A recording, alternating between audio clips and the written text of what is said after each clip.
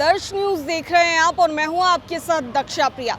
पूर्व केंद्रीय मंत्री व राष्ट्रीय लोक जनशक्ति पार्टी के राष्ट्रीय अध्यक्ष पशुपति कुमार पारस को एक बार फिर से बड़ा झटका लगा है और बड़ा झटका बंगले को लेकर लगा है। जिस तरीके से ये जो आप बंगला पीछे देख रहे हैं ये लोक जनशक्ति पार्टी के नाम से आवंटित था।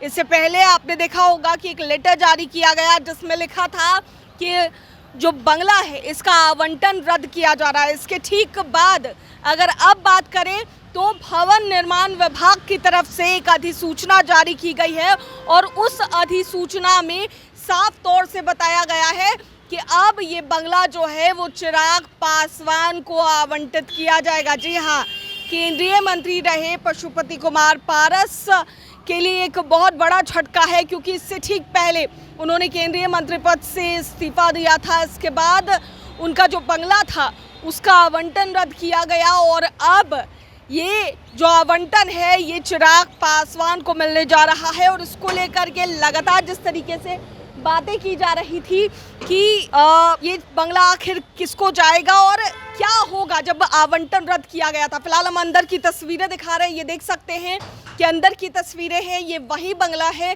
जहां रामविलास पासवान हो, पशुपति कुमार पारस हो या फिर रामचंद्र पासवान हो, ये तीनों भाई रहा करते थे। और न केवल ये तीनों भाई बल्कि उनके बेटे भी रहा करते थे। प्रिंस राज समस्तीपुर सांसद रहे हैं और इस बंगले में किस तरीके से पशुपति कुमार पारस जब केंद्रीय मंत्री थे तो पार्टी कार्यालय के तौर पर उन्हें ये बंगला दिया गया था और अब इसका आवंटन जो है वो फिलहाल चिराग पासवान को मिलेगा। और चिराग पासवान इससे पहले श्री कृष्णपुरी की अगर बात की जाए तो वहाँ पर उनका घर था, वहाँ पर ही उनका पार्टी कार्यालय था। हम फिलहाल आपको तस्वीरें दिखा रहे हैं इस बंगले की, जिस बंगले का आवंटन रद्द किया गया। वहीं आपको बता दें कि चाचा भतीजे में तल्खी आई थी, दोनों के रिश्तों में दरार आया था, जिसके बाद से दोनों अलग हो गए थे। दोनों की पार्टी जो है, दोनों की पार्टियां अलग हो गई थी। लोक जनशक्ति पार्टी रामविलास के नाम से एक अलग पार्टी फॉर्म की गई जिसको चिराग पासवान लीड कर रहे थे। इसके अलावा अगर बात की जाए चाचा पशुपति पारस की तो राष्ट्रीय लोक जनशक्ति पार्टी बंगला जो चुनाव चिन्ह था उसे भी सीज कर लिया गया। दोनों को अलग अलग चुनाव चिन्ह मिला, सिलाई मशीन चाचा पशुपति पारस का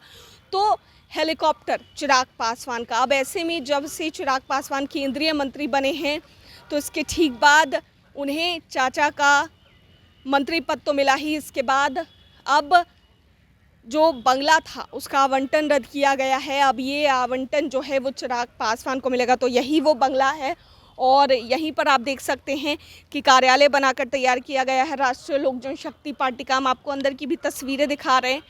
वो तस्वीरें जो हैं ये पशुपति कुमार पारस के का जो कार्यालय है, राष्ट्रीय अध्यक्ष आप देख सकते हैं कि यहाँ पर लिखा हुआ भी है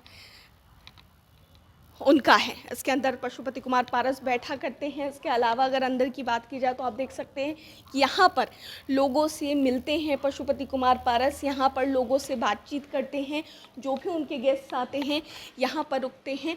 तो ये बंगला जो था इसमें तीनों भाई रहा करते थे।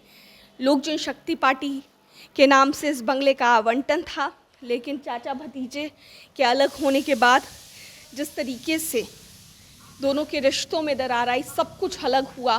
केंद्रीय मंत्री पद से भी इस चुनाव में उन्होंने इस्तीफा दिया, कारण था कि सीटें नहीं मिली। और इसके ठीक बाद अब ये बंगला जो है इसका आवंटन जो है वो फिलहाल रद्द हो चुका है, लेकिन अब चिराग पासवान को ये बंगला आवंटित किया जाएगा। तो देखिए ये वही पार्टी कार्यालय भी है, बंगला तो था ही लेकिन पार्टी कार्यालय भी हम आपको दिखाएंगे। यहाँ पर आप देख सकते हैं कि स्मृति भवन भी बनाकर तैयार किया गया और बाद में ये बनाकर तैयार किया गया था।